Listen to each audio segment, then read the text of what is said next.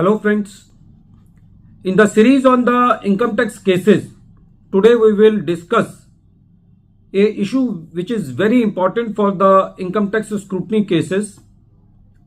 The crux of the case is that if a case is selected for scrutiny which is outside the scope of the scrutiny guidelines issued by the Central Board of Direct Taxes for that year, then whatever the assessment has been done in that scrutiny proceedings, that will be null and void. This issue has been taken by the Andhra Pradesh High Court in the case of Commissioner of Income Tax versus Shrimati Nayana P. Dedia, and this case is reported in 270 ITR page number 572. The date of the judgment is 27th August 2004.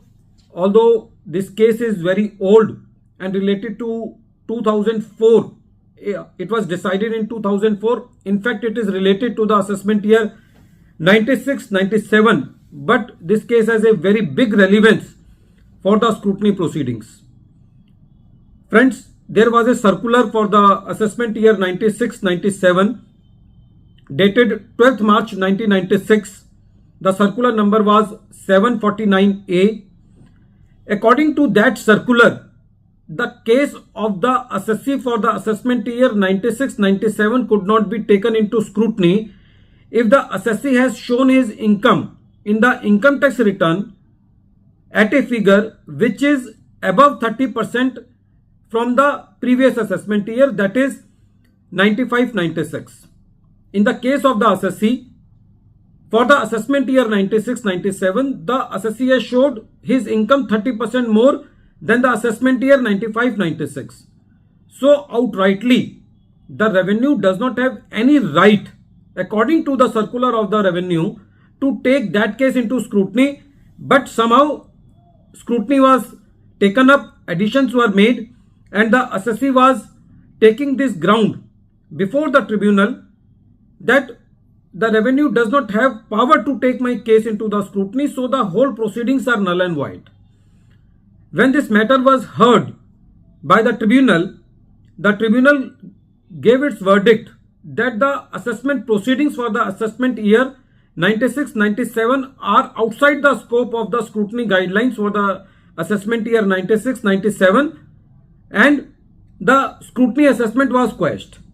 Revenue moved to the High Court, and when this appeal was heard by the Andhra Pradesh High Court gave a reference to the decision of the Supreme Court in the case of UCO Bank versus Commissioner of Income Tax, which is related to the year 1999 and which is reported in 237 ITR at page number 889, and Andhra Pradesh High Court gave some ratios of that judgment regarding the importance of the circulars for the revenue and the assessee.